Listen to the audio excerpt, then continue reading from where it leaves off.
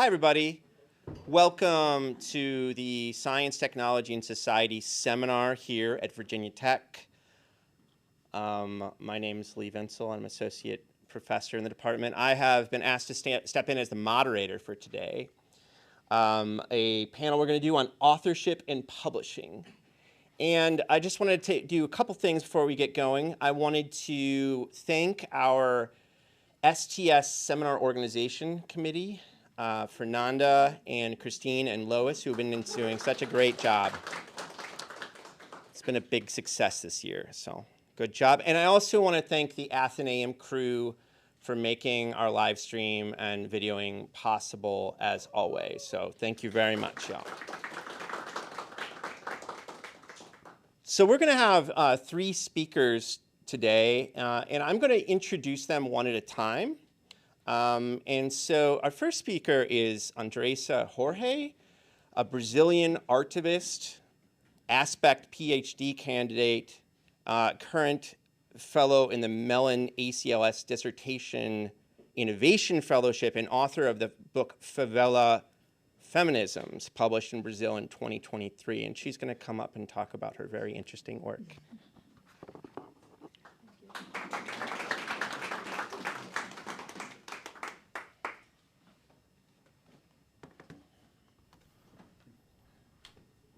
Hi, everyone. It's very good for me to be here.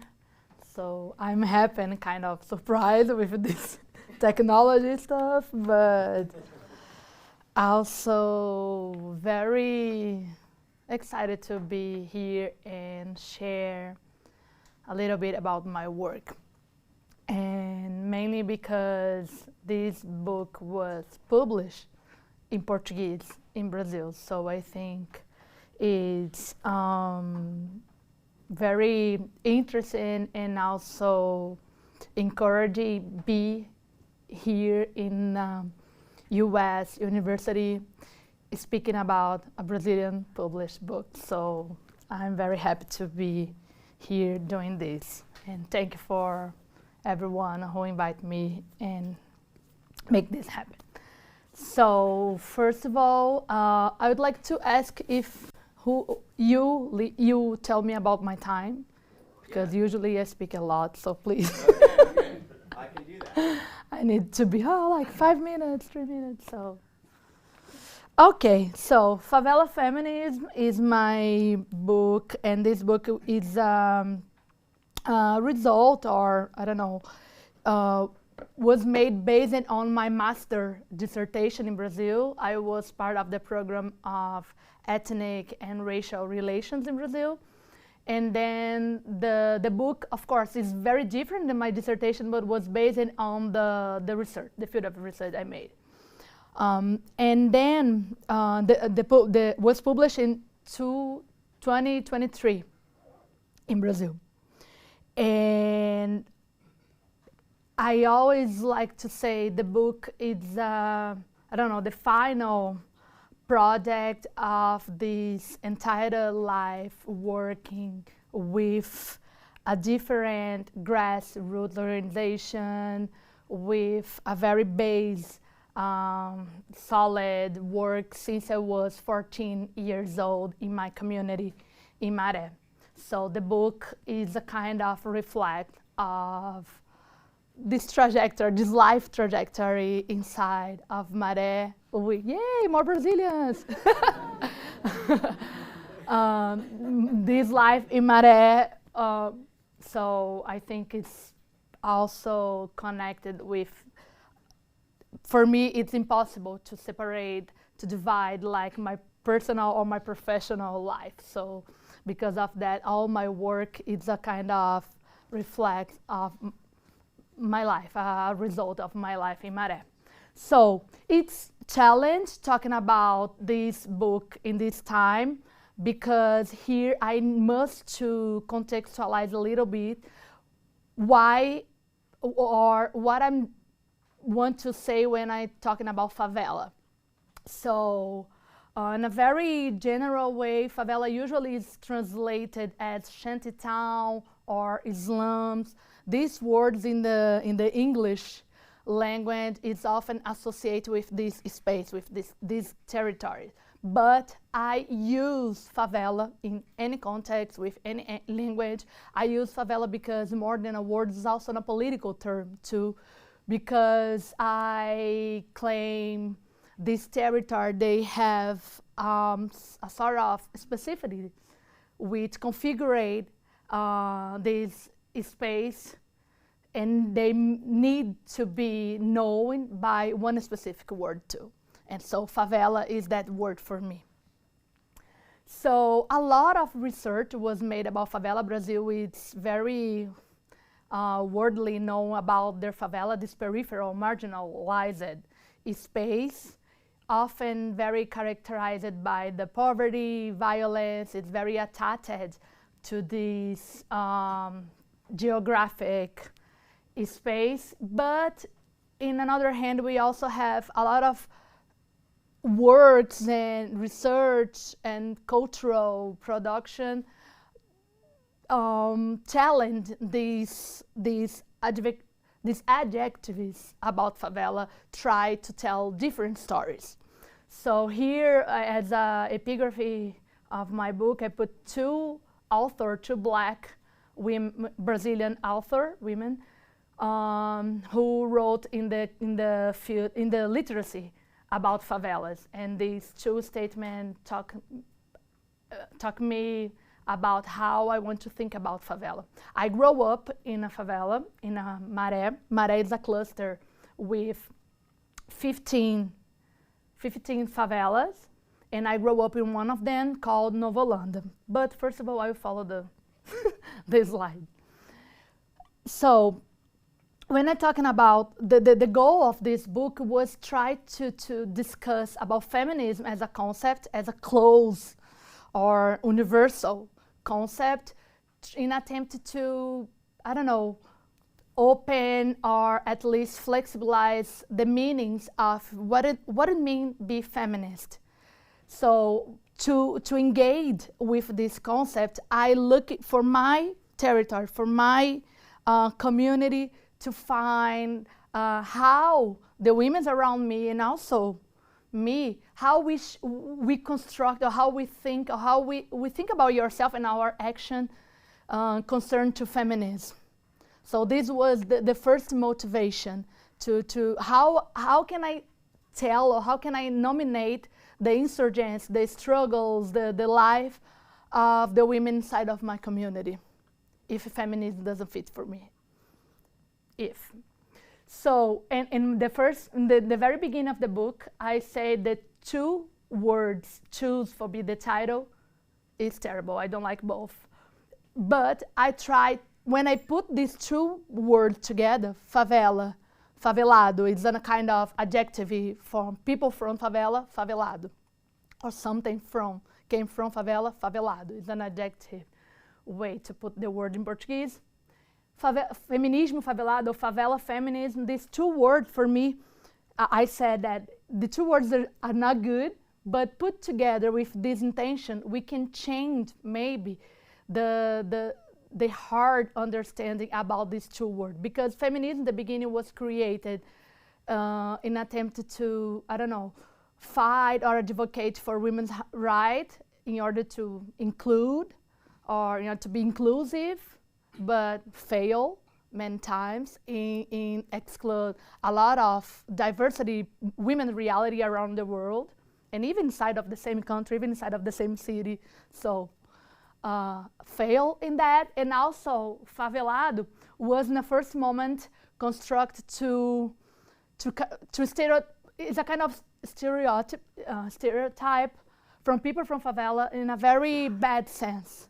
You are favelado, you don't dress well, you don't eat well, you don't speak well, you are terrible person, sorry. So when we put together these two words, the attempt is how can we change the meaning of this word and show in a very concrete everyday life how we are changing this word in our, I don't know, the things we are doing.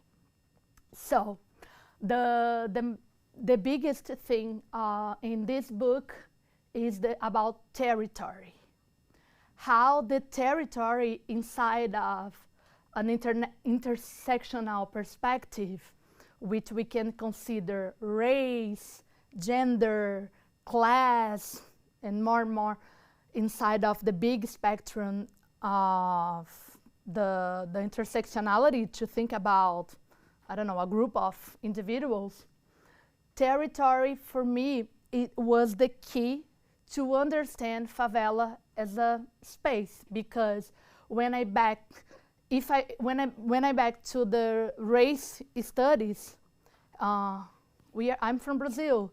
We are very diversity in race, and every time we try to define or think about race classification, we need to be very aware the layers involved in this discourse or in this self-declaration as a mixed country.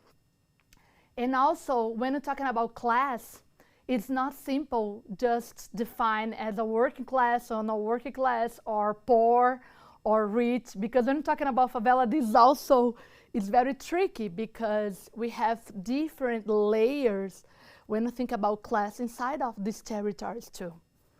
So territory for me was nominated as a space who has specificities, and not just as a specific problem, but also specific answers to solve that problem. So this was my first case.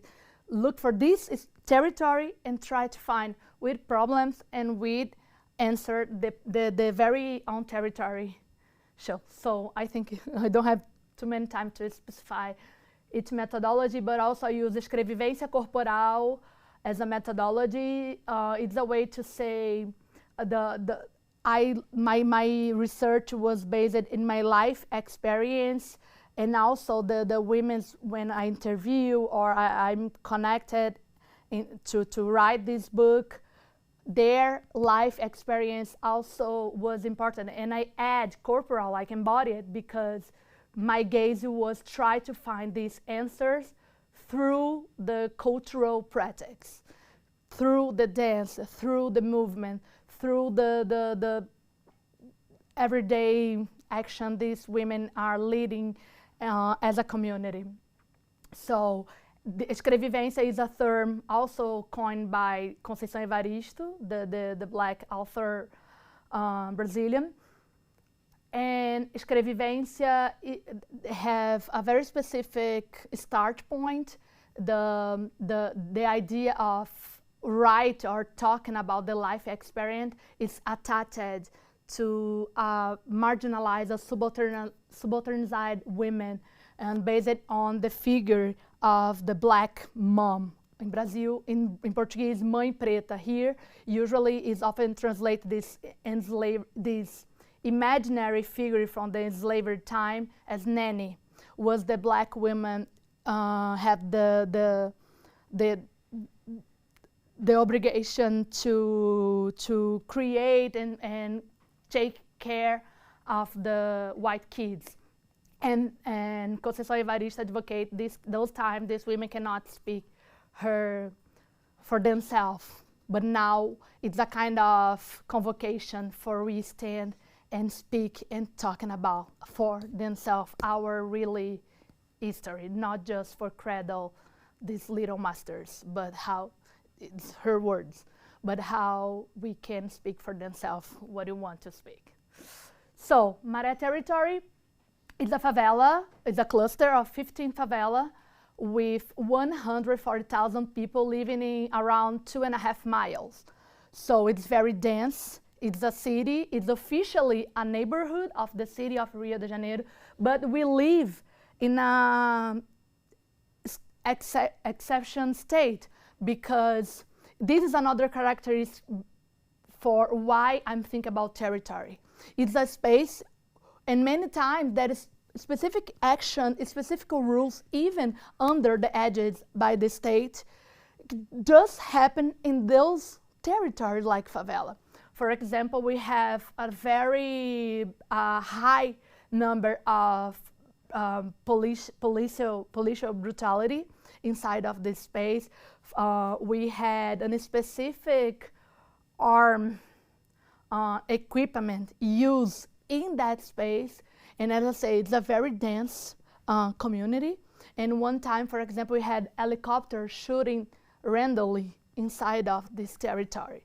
So, and the excuse is the war, the drug war, against the drug war, but we know the favelas, this marginalized space is also reflects of our legacy of the slave and no reparation after the abolition. Brazil was the last country in the whole American continent to abolish the slavery just in 1888. So, and without reparation, the favela is a result of this inequality. Favela in Southeast mainly is a result with a lot of black people. And Rio de Janeiro was the capital, the colonial capital of Brazil in those times. So a lot of people was living there. It was the biggest port, enslaved port, also Rio de Janeiro. Okay. Oh gosh. So this was an article from 78 talking about the women from favela. This is some image. Because Nova Holanda, my favela specifically, was created by removal, forced removal from people from it's a kind of gentrification. Great areas from the city, these people was removed and forced to live in Nova Holanda, my community, my family, the side of my mom and my father was removed from those areas. And this was a kind of protest. We want to live near to our work. So a lot of oppression shaped and marked this territory, but also in living in this kind of duality, we are in face of this, it's a movement between life and struggle, resistance and agency, removal, grounding, pain, joy. And through one project called Women of the Wind, we start to work with women from Maré in order to elaborate these insurgents, how they feel, think about themselves inside of the feminists, and how they want to declare in this struggle. And also here, it's a letter was wrote in 1979 by one woman from Maré for the president figure. She wrote a letter for the president, João Figueiredo, talking about her community and how she was working there in 1979. So yeah, this was some path about thinking. One of the things we found in this research to think about favela feminism is about the collective construction, must to be always a critic through the unequal power structure, and we must to recover from different cosmology, ontology, ways to build knowledge based on our indigenous, Afro, diasporic culture for find answers and also theory about what you think when you're talking about gender, race, and everything. So yes, this is also part of my book, and I will read this to finish. I follow my inherited stubbornness and assert my place. Society as a whole needs to assume and recognize that we exist, and that today, like many who came before me, the favelas have the possibility of occupying places in university, literary canons, and parliamentary space. Even if they try to silence us, even with physical death, we will always be present. We will not be interrupted. This last statement, we will not be interrupted, was said by Marielle Franco, who was a councilwoman, black women from Maré. She was murdered by political feminicide. And just this was like 4 days ago. And just this last week, the sentence was brought off and the guilt was found.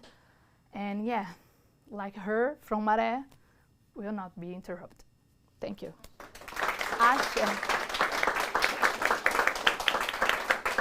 Oh gosh, eu gostei.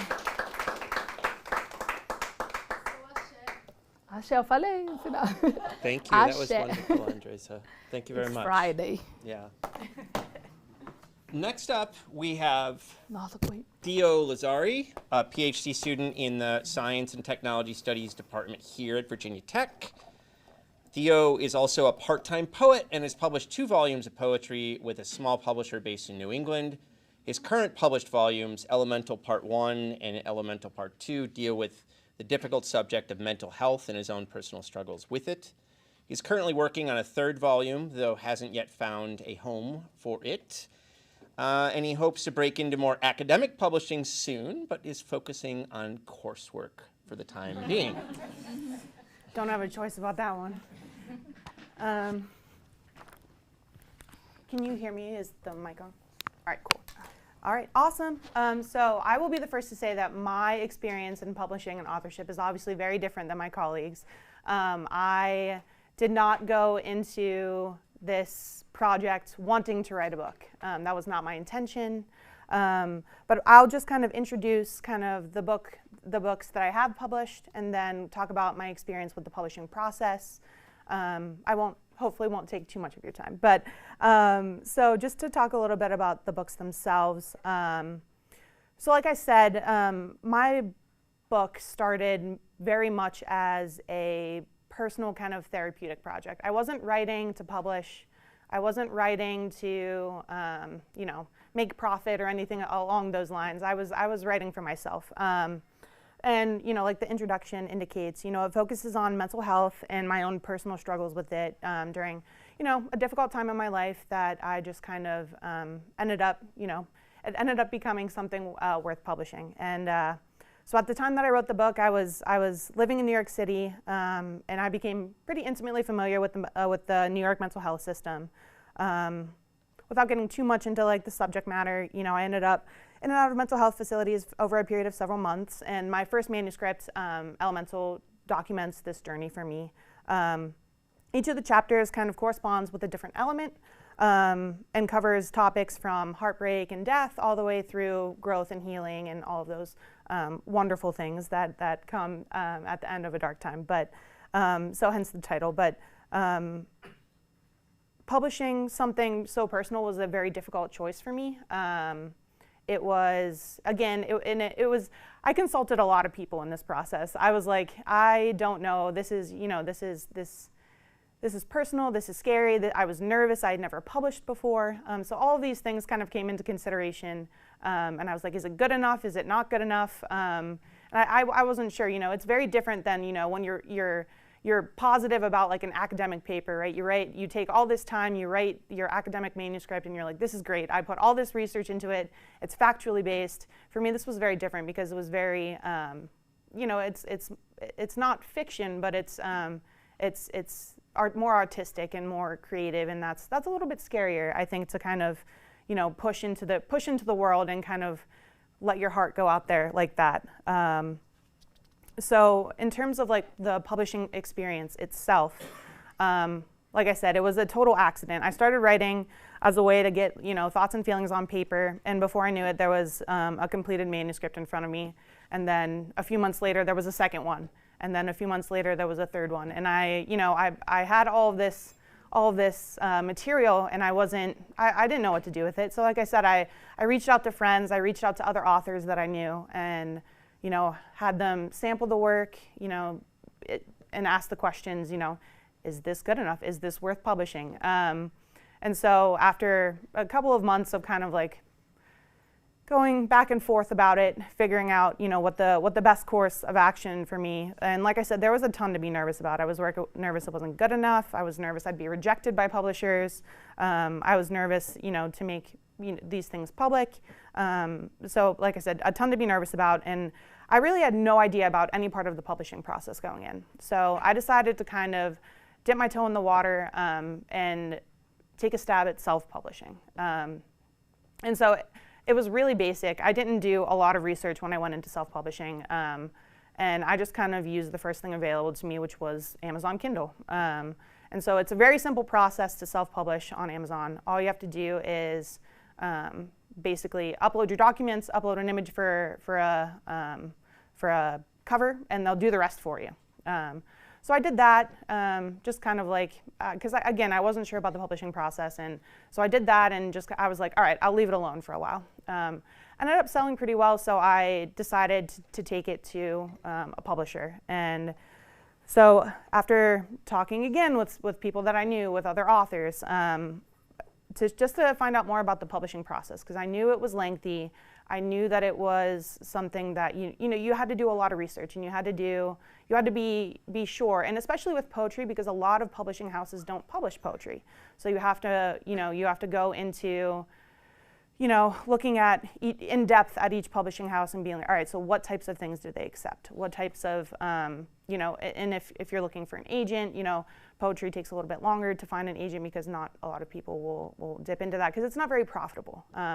And like I said, that wasn't kind of my intention with publishing, but so it just made things like one step a little bit more difficult. But when I was kicking around my options, I knew that if I did publish, I didn't really want to go with a large publishing house. Again, there's a lot of steps to that, and I wanted my experience to be a little bit more hands-on, because I didn't, again, have the knowledge. So I did a lot of research, like I said, and came across a startup publishing house. They only had about a dozen authors, and I thought, this looks to be a really good fit. They were publishing within my realm. They were also favored publishing LGBT authors, neurodivergent authors, women authors, so really fit my wheelhouse in terms of clientele and in terms of the types of people that I wanted to interact with.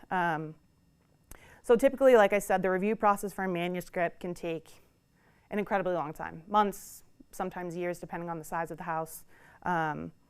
So in my case, the owner of the publishing house got back to me in 3 days, which was unheard of. And so he was really, really excited about the manuscript, and so we kind of got to work right away.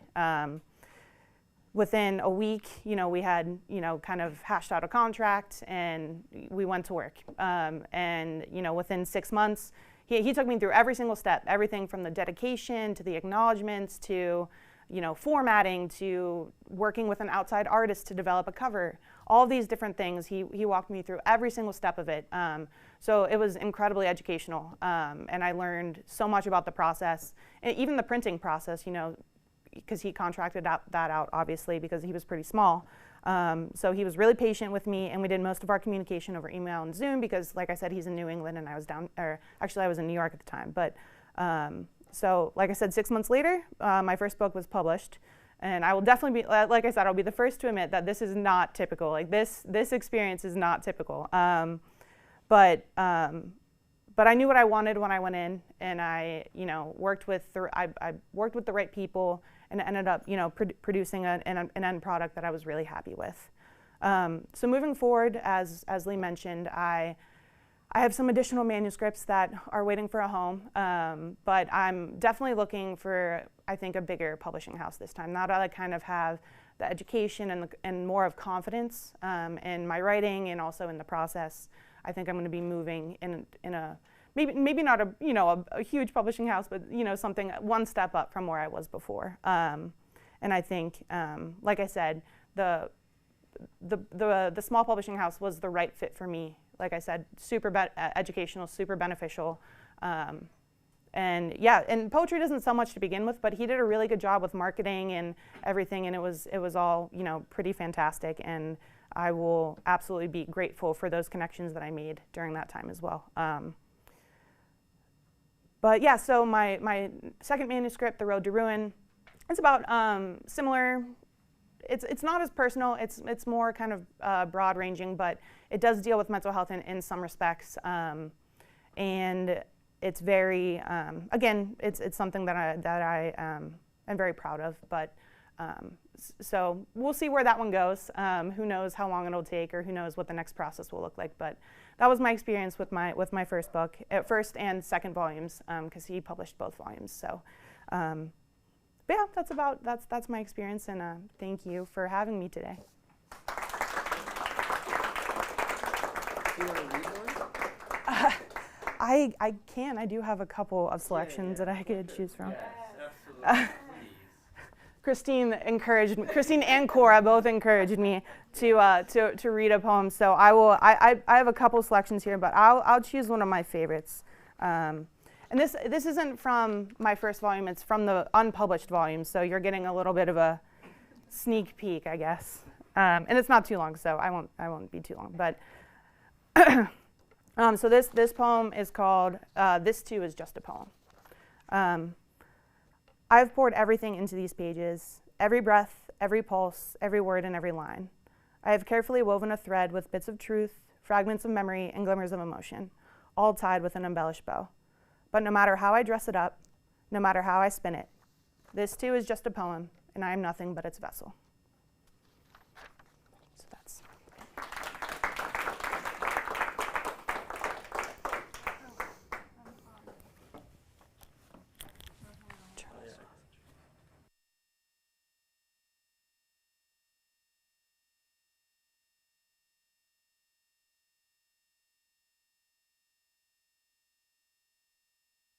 It was going to go off the rails at some We'll point. get ourselves together. Yeah, hey. So this has been wonderful so far, and I love the crowd here. This is great. Let me pull up my script. You're welcome to pass these around. Oh, yes, I will. If you want to. Thank you, Theo, for that. And next up we have Savannah Mandel, who's a science communicator and a PhD student in our department as well. Much of Savannah's research has been focused on tech ethics related to large-scale technological and industrial systems. I love that way of putting it. She has conducted ethnographic research at Spaceport America, worked in space policy in Washington, D.C., and is currently conducting research on the history and legalization of space mining. Her debut nonfiction book, Ground Control, an Argument for the End of Human Space Exploration, recently released through Chicago Review Press and is available through the library and all bookstores. And I'll just add my own little editorializing here is that one reason we have to say her first nonfiction book is because she too writes poetry and fiction and is just a writer in general. Yeah, so actually today I'm really thankful you guys are hosting this, and I was really excited about it because immediately my mind was like, what part about writing and publishing do I talk about? Because I've learned so much throughout my career and experiences growing as a writer. And so I think I really am not going to talk specifically about my book. We can cover more about that in the Q&A or afterwards. So I have some free merch for you guys, and I'm passing some of the copies around. I really want to talk about how my experiences becoming a career author have really changed my perspectives as a writer, my method as a writer, and also how I, got to this point. The story's not so unsimilar to what Theo has told us so far. Growing up, I had a really strong fixation on writing. I mean, I remember like the minute I learned how to read and write, I was making little stories. I have my mom and I have like all these little copies of all these little books I used to write. Like they were huge, they were plagiarisms of like Alice in Wonderland, let's be clear. Like 6-year-old me was like hardcore just rewriting classic books. And I loved it. I just wanted to be an author. I wanted to write a book so badly when I was a kid. And that didn't go away when I became a high schooler. I won some writing contests for short stories in high school. And then when I got into the University of Florida, I joined some writing groups.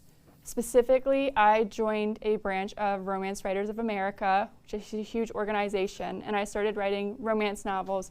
And this was the point in which I started doing something which I continue today, which is where I was meeting with other writers multiple times a week and writing. And I think this is the point in which I started the routine of writing weekly, which is so important if you want to take writing seriously in your life, is to make writing a routine in your weekly, day-to-day schedule. And that's when it started for me, is like I met other writers, I started writing with them, and I was so in love with that process that I would come in and I'd be like, oh, I'll just come in on a Tuesday, even though we only meet on Wednesdays. And I was coming in on Wednesdays too, and Thursdays. And that was also the years in which I finished my first manuscript. And we should never read it. it lives in a drawer that will never be opened again, right?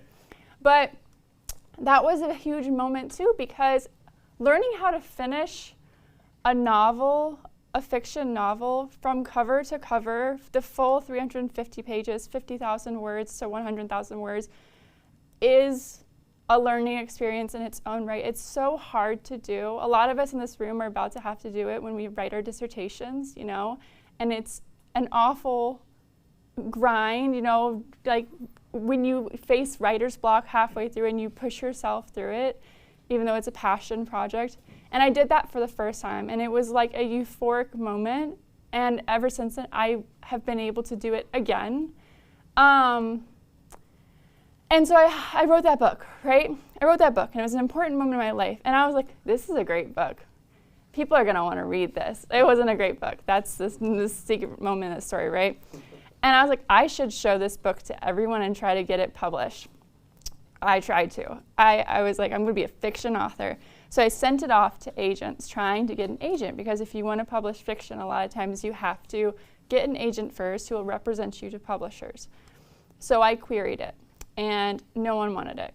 And I was sad, but I trusted the process, and I moved to London at that point in time to do my master's at UCL, and I started writing a new book.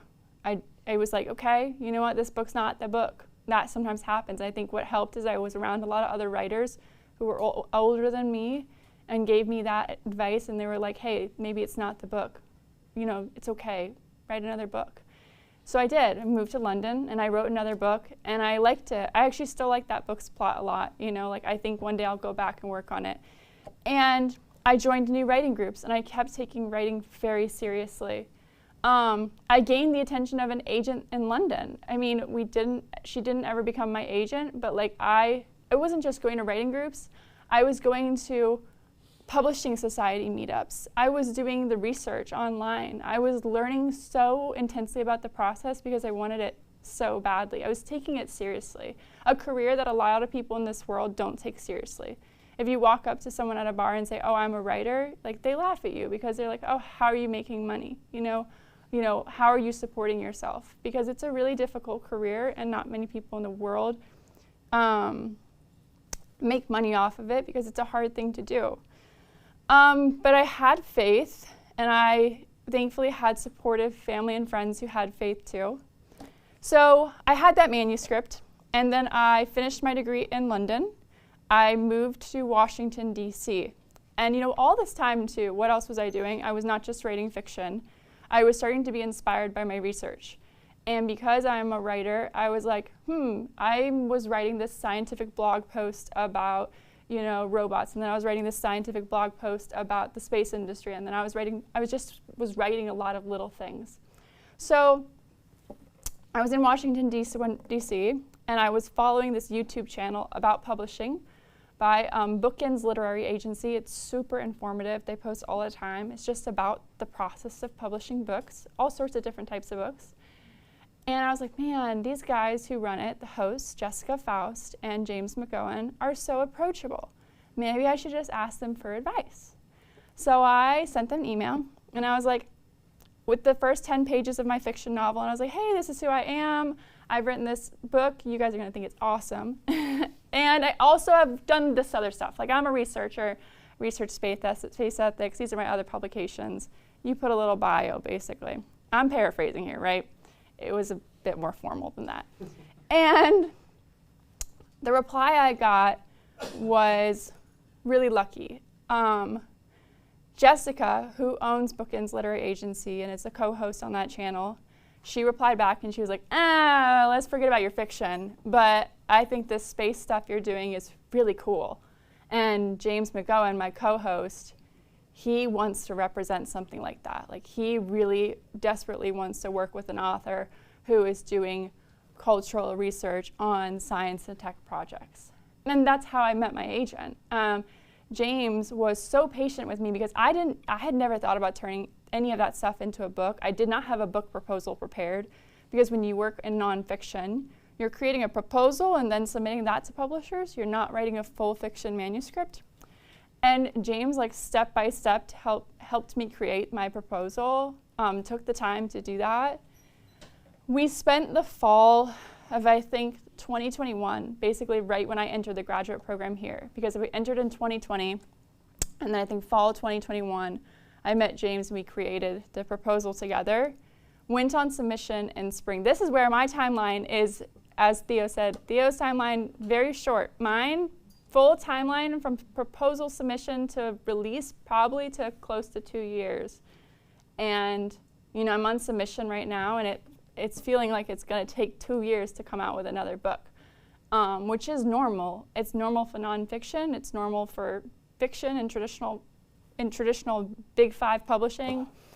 So we went on submission for Ground Control, an argument for the end of human space exploration. And we submitted to a first round of publishers, trade and academic. And our first responses were no's. They were all no's with a lot of the same feedback. So we edited our proposal and we went back and we got a lot of no's. And by this time, it's like mid to late spring. And I was feeling disheartened. I was like, James, what should we do? Like, should we still keep submitting? And he was like, absolutely.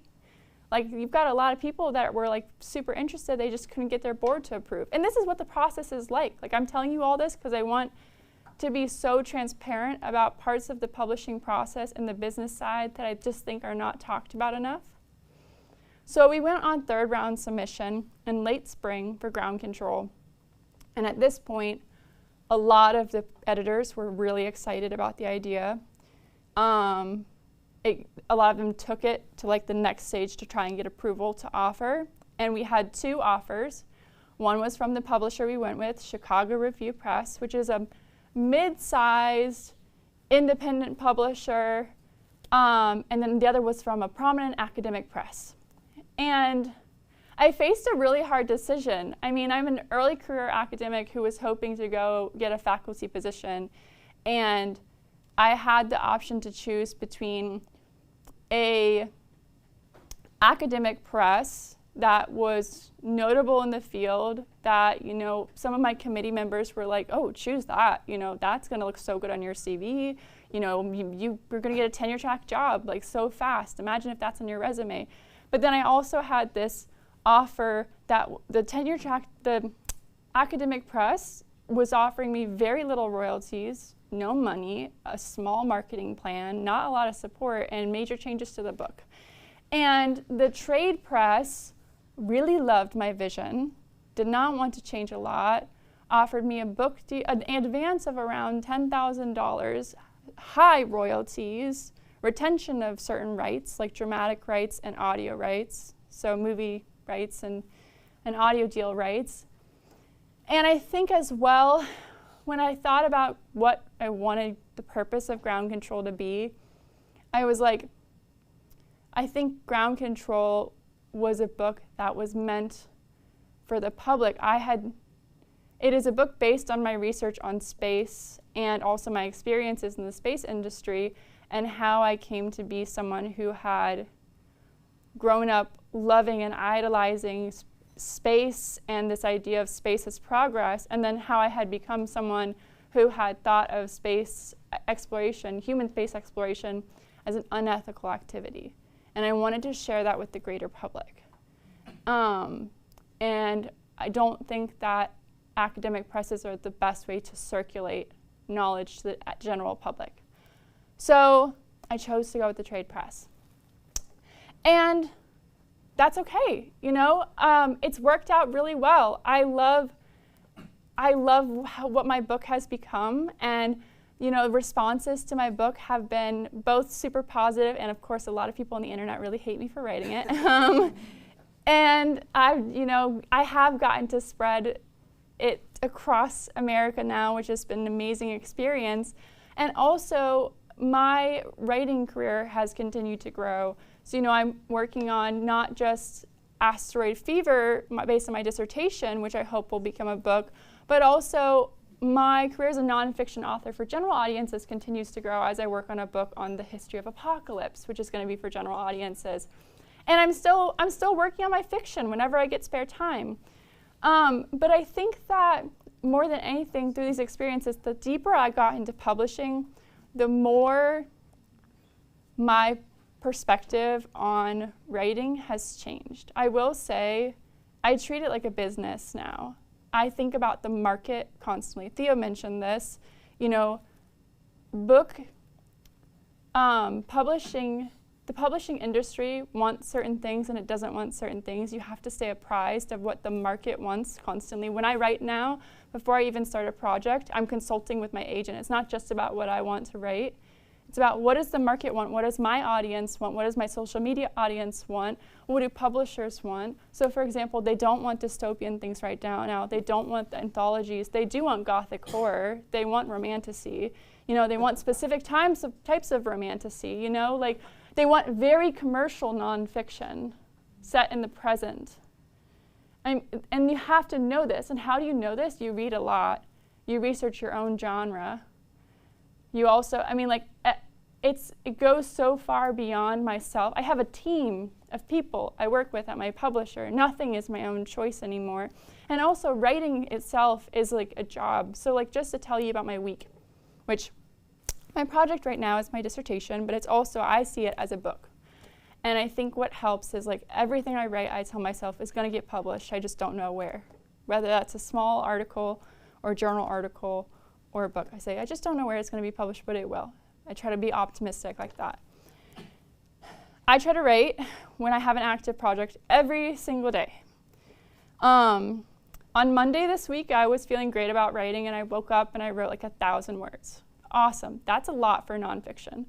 Tuesday, same thing. Felt really good. I wrote like 700 words. Wednesday, I did not want to write. Absolutely not. The Wednesday and Thursday, I was like, ugh. No one can drag me to the computer, like there's no way. But so what did I do? I always make myself do something for my project, even if it's like, I just, like, oh, it's awful. But like, I take the Matthew Gridrum method, because Matthew says he starts his day with his least favorite project if like he's not feeling motivated. So sometimes that means I'm working on the bibliography, I'm doing research if I can't bring myself to write. Sometimes I write, if I even just write 50 words for that project or 100 words, I've written something, and that's really good, and that's something to be proud of. You know, so Wednesday I did research and I did bibliographic work. On Thursday, I wrote like 100 words. And then this morning I woke up before coming here and I wrote like 300 words. And by the end of the week, what did I have? Almost 2,000 words towards a chapter. And that's great, you know, and it's a grind. But sometimes you feel really excited about the grind. But it is like my perspective has changed, and it's not a hobby anymore. Like it's a business, it's a career, it's something I take really seriously. And it's changed for me because every project is an investment. You know, it's an investment for me. It's an investment for my future. It's all planned out 2 years in advance, right, because of the industry. So that's changed for me a bit. The book is going around. It's also available at the library. The local library and the VT library has it. So, and I have free merch I can give out after this. But thank you guys.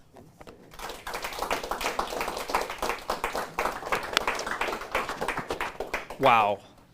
3 very different projects and experiences, so I think we can really go anywhere you want to, folks. Andrew, you want to start us off? Hi, I'm Andrew Rosenthal. I am a second-year master's student in the STS program, and my question, I guess, is more psychological, but like, how do you deal with, for lack of a better term, imposter syndrome? Kind of, how do you deal with feeling like everybody else around you is like working at such a more productive pace than you, or like, man, I'm so far behind on this compared to the people around me, or like, you know, I guess, how do you deal with that? That's great. Andreza, do you have thoughts about that? Oh, you're mic'd up. I don't need to pass this around to you. Like, oh yeah, turn on, please. I don't know. Just can you repeat, please, the first part of the question? Yeah. So, how do you kind of deal with feeling like you're not making as much progress as like you should be on your work or your writing, like feeling like you're falling behind, or people around you are like making more progress than you can? Okay, this is a good question, but usually people talk a lot about the impostor syndrome or something like that. I don't like this term because I really believe I am an imposter here in this industry. It's not a syndrome. It's not something in my mind. This place is not usual to receive women from a favela and write. So, and in this point, I have a different experience from my colleagues here because I don't looking for a place for publish my dissertation because these even crossed my mind was possible. Never. One woman with is very huge reference in the feminism studies in Brazil. For some reason, she found my dissertation and saw the concept Favela Feminisms and invited me to publish in a big publisher in Brazil. So was because if it wasn't that, definitely like many other women like me, the struggle would be huge even to think about that. But every time I have the opportunity to make something like a PhD in writing professionally or even not, I take serious because it's an opportunity I have. So I focus on myself and I'm pretty sure I represent a lot of people with me. So for me, I think with my writing, my published writing at least, I didn't have the goal of like, you know, comparing myself to others because I wasn't doing it for anyone but me. So I think with that project, it doesn't really apply to your question. But in general, like more academic setting, like I feel that way, sorry, all the time. Comparing myself to others, kind of like being like, all right, so why haven't I published anything academic? You know, why haven't I, you know, taken my projects to the next level? And I think, you know, when it comes to that, I would advise, you know, just being like true to yourself in terms of like, all right, so this is my timeline, this is what I'm hoping for, but I don't think comparing like timelines and progress to other people is fair. It's very much on your own schedule and it's very much what you're passionate about. Like if you're not, you know, passionate about your project and you're not excited to do it, then you know that maybe that's not the project for you. And that's not something that you're gonna take to maybe all the way up the ladder to publishing or not. I think, you know, reminding yourself why you're writing in the first place is a good way to kind of ground yourself instead of comparing yourself to others. I definitely deal with imposter syndrome. It doesn't help that now I know a lot of authors, and unfortunately they're not nonfiction authors, so I'm not seeing a good comparison to myself. So like I'll see all my author friends who are fiction authors and they lead these like glamorous lives where they're like on the USA Today bestseller list and they're on these fancy book tours, and I'm like, why isn't that me? And I forget that it's like, that's not my genre. Like my genre would not be doing that in general.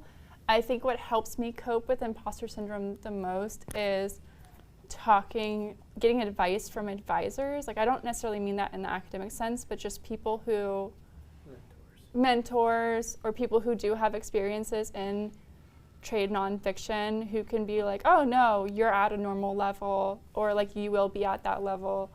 That helps. And also sometimes I have to like drag myself back down from the ledge because my instinct when I have imposter syndrome is you should be doing more, schedule more things, write more, and I have to like, I physically put myself on hiatus after a certain point, like a pause, like I go on hiatus. I'm on hiatus after this event. This is my last event for fall until like February, and I have to do that for my mental health to take a break. How long do you take your breaks? Usually it's like semester based. So I had a hiatus on last spring, and then it was like June through October I was writing and doing tons of events, and like I did like 24 events between that period, and then like October I was like no more, not scheduling anymore. So. Mm-hmm.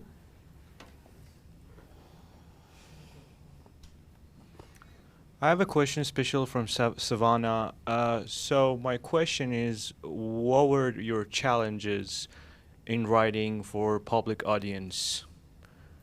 I was really nervous about, so the actual writing process was easy. I had a lot of research already done. You know, it was based on my master's dissertation. the hardest challenge, I think, has been dealing with public response. You know, I have a lot of haters online because the book is about why we should not promote human space exploration. A lot of people are unhappy about that.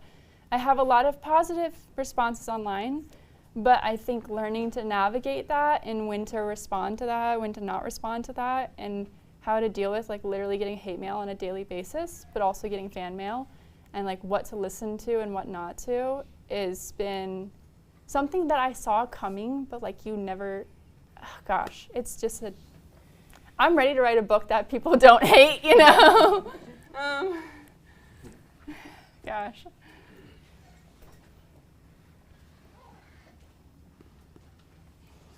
So this question is also mainly for Savannah, but I think anybody can answer this. You mentioned that you shifted from writing what you wanted to write to what people want you to write. How do you maintain your passion for the writing when you're writing kind of driven by somebody else's agenda? I think for me that I was always so deeply passionate about just becoming a career writer. Like the idea of being a writer, oh gosh, that's what I want. And so the idea of compromising to me was something I was willing to do. And I mean, like I got into academia before this, right? Like when I entered into the anthropology program at the University of Florida, I wanted to become a professor. I had always wanted to. Why did I want to become a professor originally? Because being a professor is a career that supports writing. They support writers. So I knew I would be able to continue writing as a professor. And now there's other reasons why I love being in academia too. So if I'm only writing nonfiction, it's like a compromise for me, but also like I choose topics of my book. I suggest things to my agent, and then he's like, this one will work, this one won't. And I'm like, but please. And he's like, maybe we'll work it out. You know, like, so I think it's just writing. It's not like the Apocalypse's book, you hate that topic. No, I really love that one. Ghostwriter. There is like, I really want to write this book on the history of polyamory as sexual identity. My agent really does not want me to write it. He thinks it's way too niche and I'll never find a publisher. So it's like, if I wanted to, I could find a different agent. If he's made that project, I can, I have options, right? It's a research project. I could just do it as a research project for my career in academia. Like, what do I do? Like, if I'm really passionate about a project and my agent doesn't want to. I'm thinking about that right now, but time.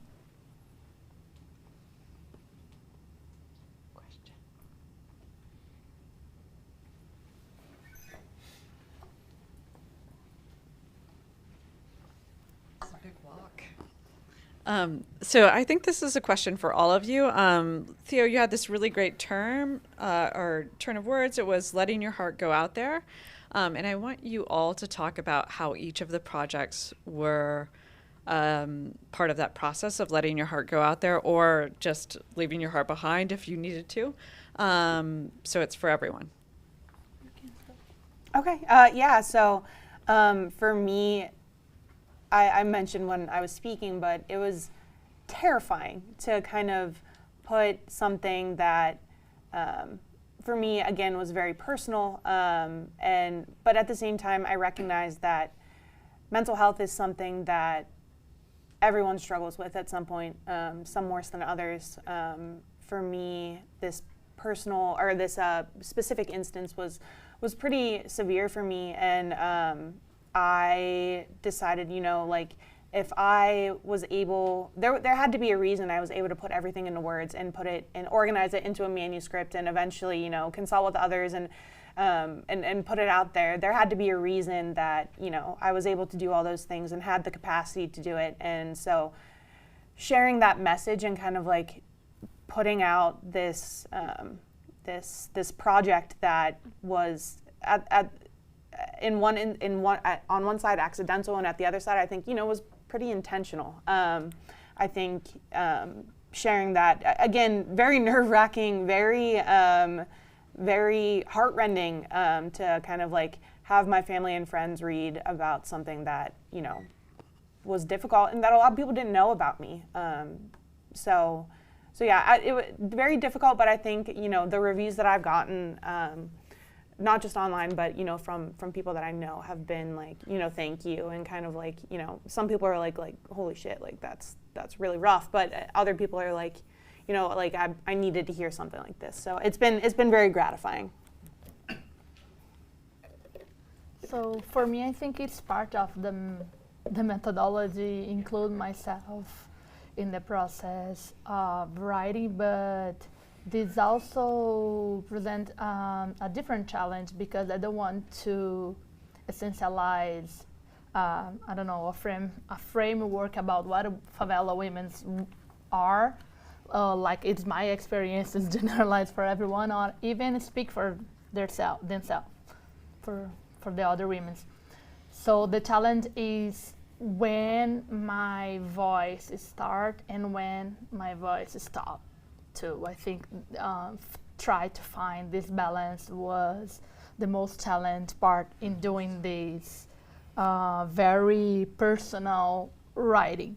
And one of the strategies I chose was what kind of connection I can establish between these women and my life experience, my family, my background, I don't know.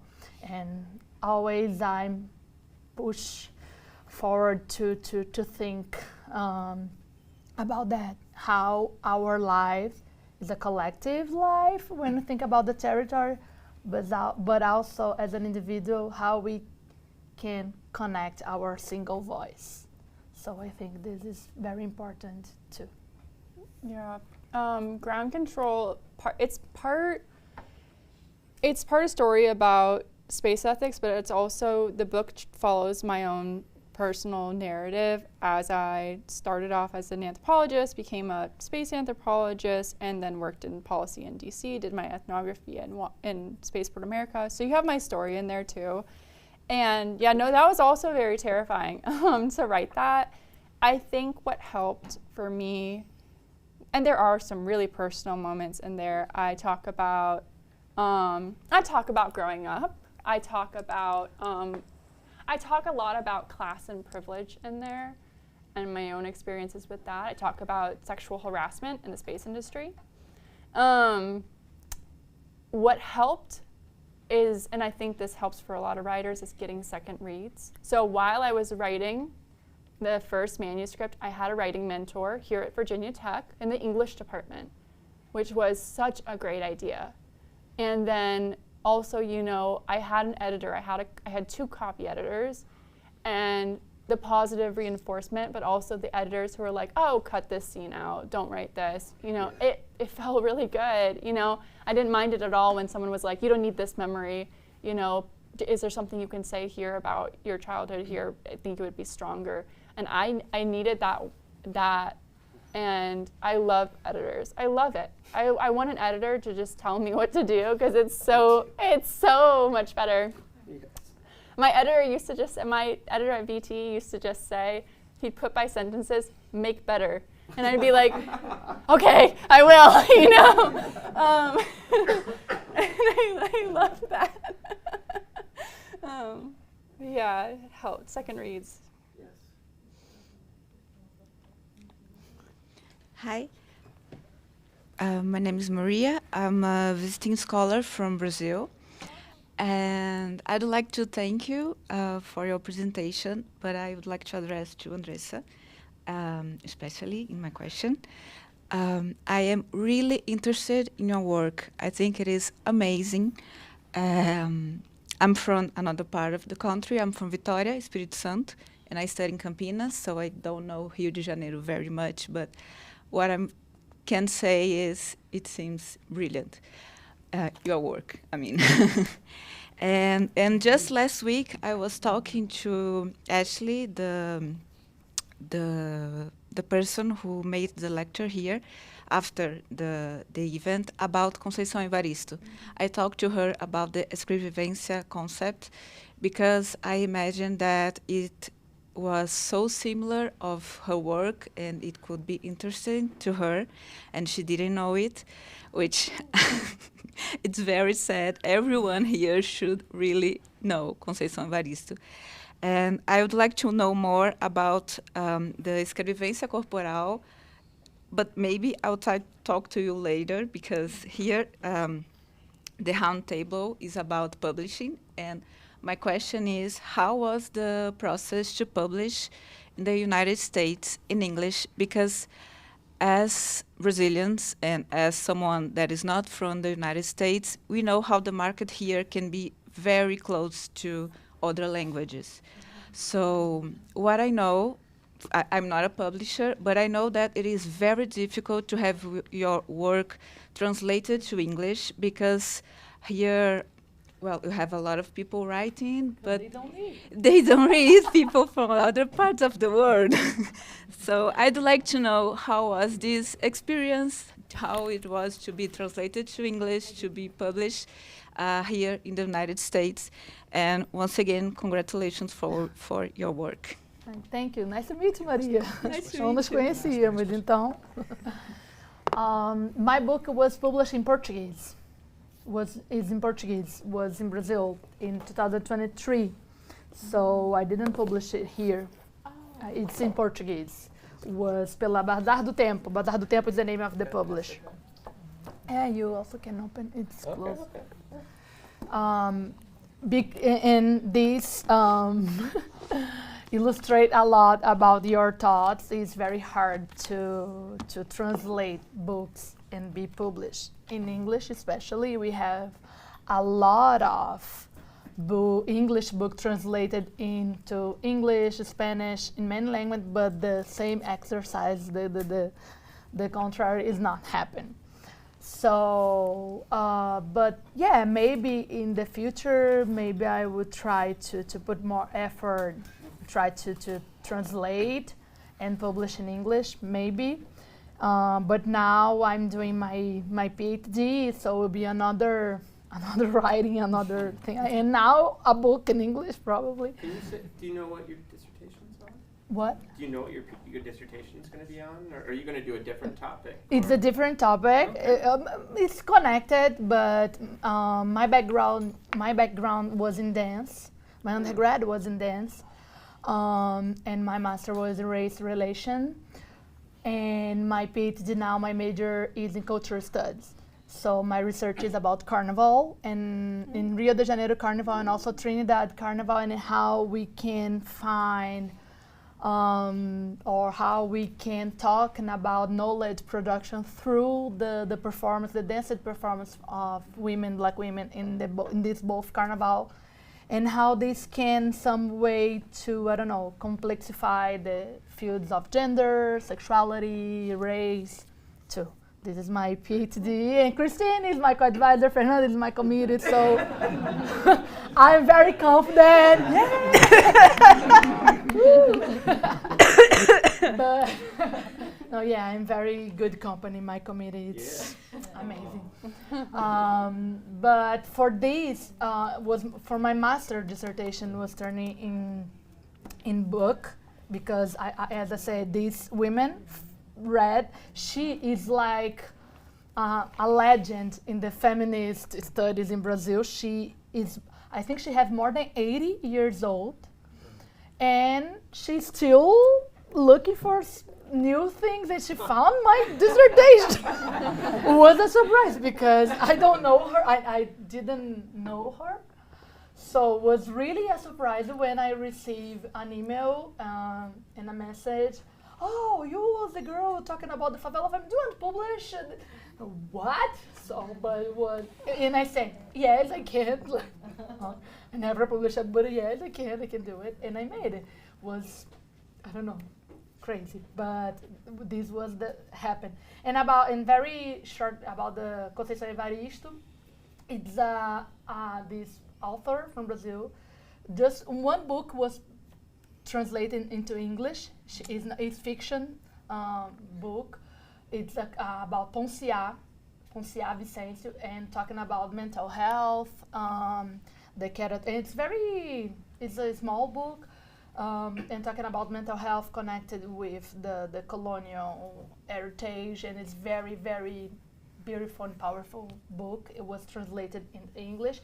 And then she coined this concept called escrevivência, and in my perspective, I took this idea of this portmanteau between writing and life experience created by Conceição Evaristo, and I add corporal in order to hyperbolize, because life and write is a corporal exercise, of course.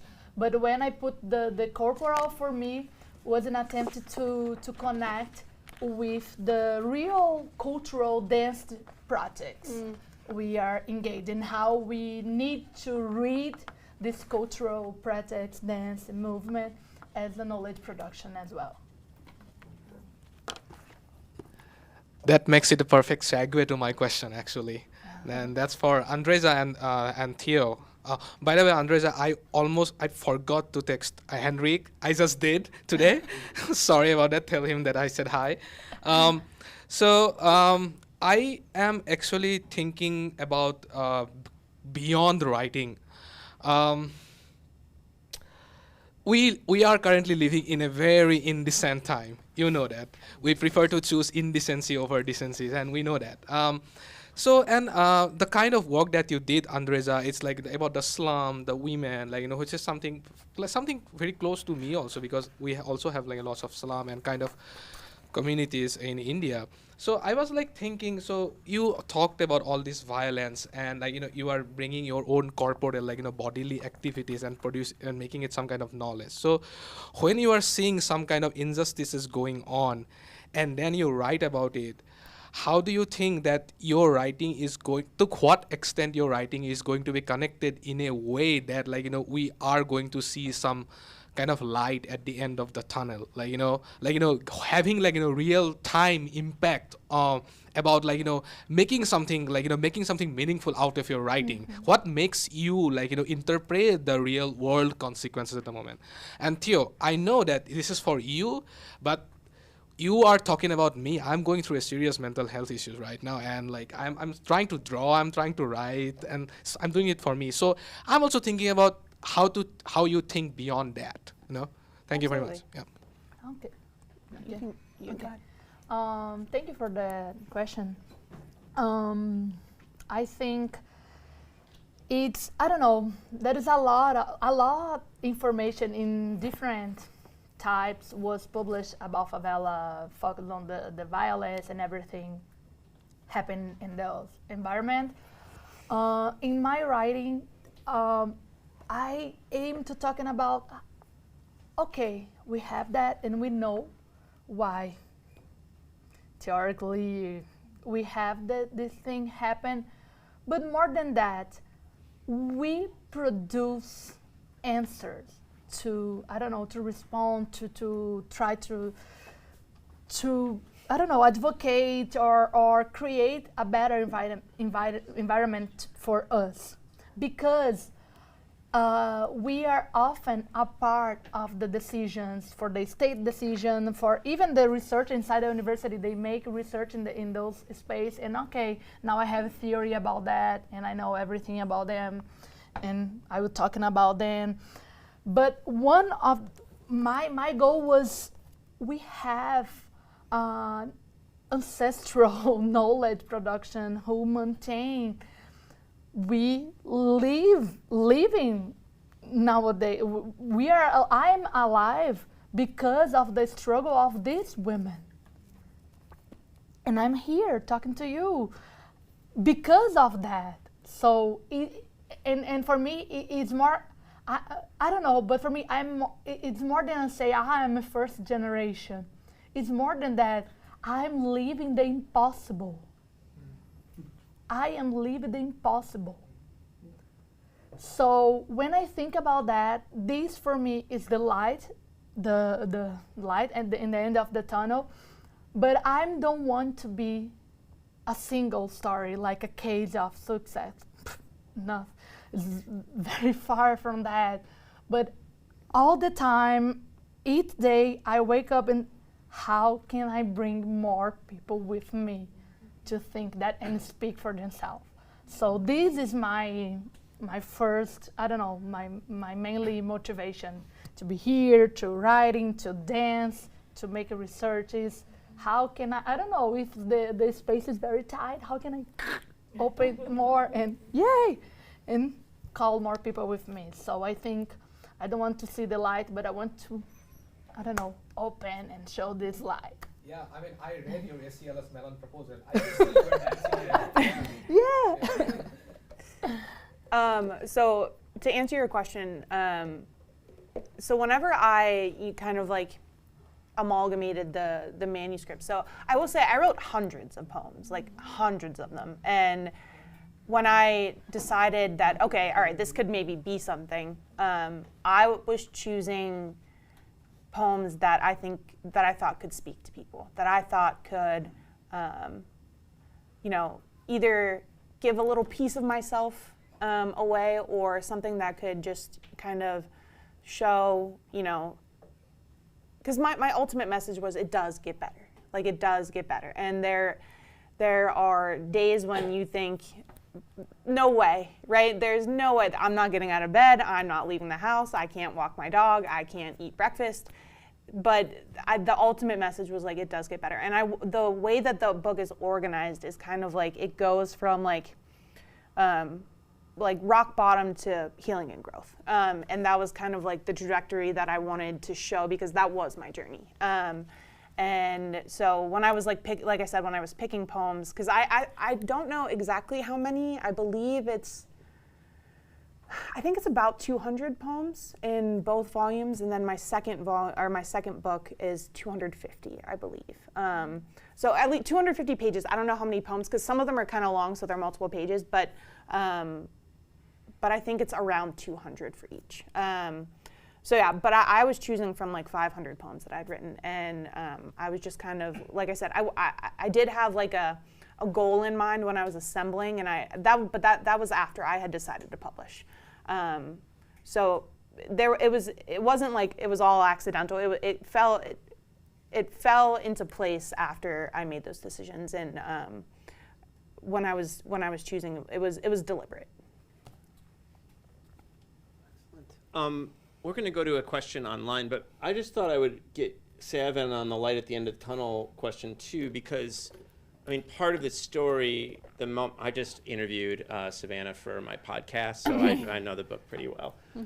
So part of this, your own personal story in the book is about kind of learning about the civil rights and other like resistance movements against space that have happened across the globe, and you know, thinking through the inequality side of the story, and then you know, you end the book by talking about Aaron Benenav's like post-scarcity society. This is like an, I don't know, Marxist communist theorist. It gets pretty communist. It's literally communist vision of tomorrow, and you know, saying that we need to do that first before going to space. So I just thought maybe you could get in on the light at the end of the tunnel. I also had like thoughts on what Dridimon had said, because, you know, I think a lot about mediums for activism, right?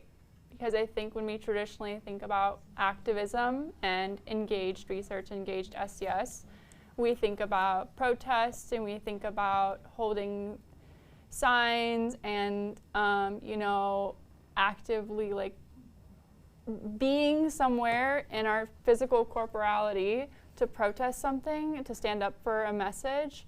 And when I was writing Ground Control and other materials I had written, I could tell I was trying to share a message. I was trying to plant a seed of thought. I was trying to present a new idea that I knew many in the space industry probably had not considered or considered very radical. And a lot of times I felt like I was not doing enough by just using the medium of writing to share this message, but I feel more confident in myself the more work I do on this subject, that I am using my skills as a writer and a public speaker now to share this message, because I think, you know, I think it's important to use whatever skills we have to share information about the causes that we're passionate about. And it's okay if you don't want to hold the protest sign. If you want to advocate for a cause, using writing or using public speaking, that's just as valuable. And, you know, I feel like when I'm doing like a radio show for an NPR station specifically geared towards a space audience, that I am literally facing down like an angry mob sometimes. And, you know, and the responses I receive are like, you know, so angry. And like, how is that not a form of activism? But I also feel like it's really important work. And I was on a panel one time. This was like a really eye-opening moment for me. I was on a panel one time with another space ethicist. And she said, she was like, some days I wake up and I don't want to do the work. And she said, but that's the work. And that hit me so hard because like, it's work for a reason, you know? The work of any ethicist or like activist or advocate is work. And it's not gonna be fun work when you're advocating for a cause. And yeah, so I think about that. But in the idea of like light at the end of the tunnel, Ali is right. Like the book, it really demonstrates this internal struggle, but then this also struggle that's based on research of should we or should we not go to space? You know, why was I wrestling with that idea? What was I facing socially, culturally, ontologically? You know, because it was such a common belief that space was progress, and how did I get to that point? And at the end of the book, you see kind of this moment of where I had the strength to really start to advocate for that cause. And then the last few chapters of the book are like, okay, now that I believe myself, now that I'm ready to stand on my own 2 feet and like be like proud to say like this is not what I want for the future of humanity, and I think we should be prioritizing other things. Here's how I think we can accomplish those other things. And Lee is right, I get really, really communist real fast. I go, woo, and down a deep rabbit hole. But yeah, no, it's fun. Yeah, so we have a question from Kuyash on Zoom, and specifically for Theo. You said that your poetry was mainly for yourself. What was your hope/intention for publishing it? Raise awareness about mental health, share your story. Mainly the question is about the role of humanities in describing/changing society. Thank you. Yeah, that's a really good question. So it was all of the above, really. So whenever I decided to publish, again, like I said, I was trying to share my story, but at the same time, I wanted to be a marginalized voice sharing mental health concerns, because, like I said, mental health is everywhere. It's all-consuming, and pretty much everyone I know has struggled with it at some point in life. And so, you know, if the benefit of me going through a tough time was the production of something creative and maybe it wasn't, you know, fully intentional at the time, but, you know, if the silver lining of going through something difficult was to have something to share at the end of it, I think, you know, that gave me reason enough to go through with the publishing process. Hi, everyone. Thank you for your incredible talks. And I think that maybe Andreza and Savannah has like a more perspective of the resistance or a view from another point of view, but also Theo, I think so. And I'll tell you this because I was thinking about how write or how to engage with the people having this different perspective, or this perspective from the other with a capital O, from the other perspective. So yeah, I would like to ask you that. What is the perspective from the other, and also how do you feel about the resistance because I think the three of you has this fundament in a kind of resistance in mental health, in feminism, in ethical of space. So yeah. I'll start here. Well, I'll say that I feel confident in my argument, which is a radical one, because it is founded on research. Even when I'm just writing for a blog, I'm citing things like crazy, I'm referring to journal articles and current events, and I'm staying apprised of what's happening in space and who's saying what. And that makes me feel really confident and self-assured and good about what I'm saying. And I also try to stay educated about my topic area. So every time I walk into a room and know I'm going to be in a room full of space professionals, I try to make sure I'm up to date, that I have read the new literature. And then I know that, okay, even if I am making an argument that many people are going to disagree with, I know their side of the argument well. My side of the argument is founded on, you know, literature and research. So it's not just something like I've made up because I want to make it up. And I think it's made me feel like when I go to publish something in a reputable source, that I do so with confidence. I feel good about what I've done. I think that has helped a lot. And also knowing how to like respond to questions and even haters in like a way that it's neutral and not getting angry, and knowing how to like help also like relate to people. Like a lot of times when I'm talking to people who are so angry, I try to be empathetic and understand that like space, for example, is a topic that is so, people are so emotionally invested in our society, and human beings are so emotionally invested in. And I try to be empathetic with that and get on everyone's level and figure out like where are these emotions coming from. And so, you know, I'm not fueling fire with fire. Yeah, but also not responding to the wackos. Yeah, the true trolls. For me, I don't know. I in terms of like mental health, it's definitely a very divisive topic. You know, some people tend to discount the experiences of others. But that's not something I've really experienced. Like I said, like poetry doesn't have a really wide audience, so I don't have like a you know, a huge online like following or anything like that. In terms of like those, because I think I did like 250 sales, so it wasn't like a huge like, and that's pretty good for poetry. But otherwise, it was I mean, yeah, poetry doesn't sell that much. So my experience with resistance was definitely very different than Savannah's, and I'm sure Andreza's as well. But yeah, I don't know.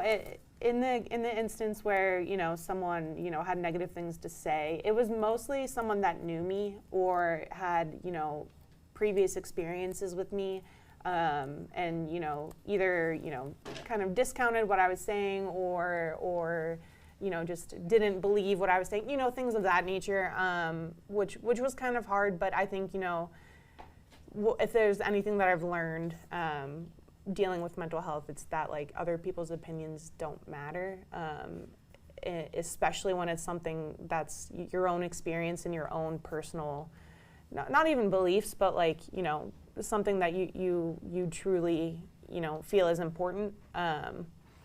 Then, you know, the rest just kind of, it will fall into place the way it's meant to. And those were like one or two instances and nothing too crazy, so. Definitely my work is related with resistance as a concept, and also speaking with and from or to others with capital O, but also with no capital O too. But I don't like to be static in this place of resistance and in a very identitary, pejorative way, because it's just one more point of view, and we have plenty in the world. It's just one more point of view. and I'm very aware about that. But we often need to speak aloud about that because the idea of a universal man is very, very solid. So everything different than that will be considered resistance. But to be honest, it's just one more point of view in mine. So I like to put the things in perspective too. Definitely it's a resistance. Definitely, as I say a lot about that, how the meaning of be here. But also, it's just one more. And I really, really believe we must to have more different point of view because knowledge, production, I don't know, came from that, right? Came from that, from the diversity, from the movement, from the different perspective, and always with the goal of destroy this universal idea about everything. That's a great place to end. Just let's a round of applause to say thank you.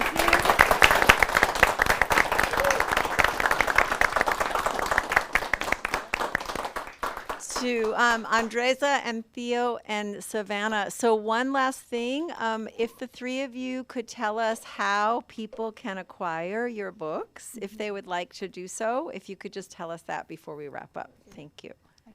I have just 2 copies here with me. Yeah, one is from Sweaty, it's reserved. But it's possible to buy the ebook version through Amazon. But again, it's in Portuguese. I have one chapter in a book the editor was Andrea Balding. I can take the perfect name of the book. And one chapter is kind of the same idea perspective of Favela Feminisms, and it's in English. I participate in this book. I can send for the program, and I can send for the student. And yes, that's it. For me, you can buy Amazon and Barnes & Noble. I believe it's also on the publisher's website, but I think it's more important, or more expensive on the publisher's website. So Amazon and Barnes & Noble would be your best bet for me. Yeah, you can get my book at libraries, but also anywhere you would buy books. So Amazon, Barnes & Noble, Walmart, Target, but also some of our local booksellers have it. So Blacksburg Books has it, War on Books has it, and online on his website. So I encourage you to shop local if you're going to buy a copy. It's also $10 on Kindle. So if you do want to get a cheaper version but own it, that's available. And I got merch for you guys. Yeah. You can have it. These are good stickers. Good stickers. Thank you very much. Thank you. Thank you. It's a high quality sticker, Sav. Yeah. Really?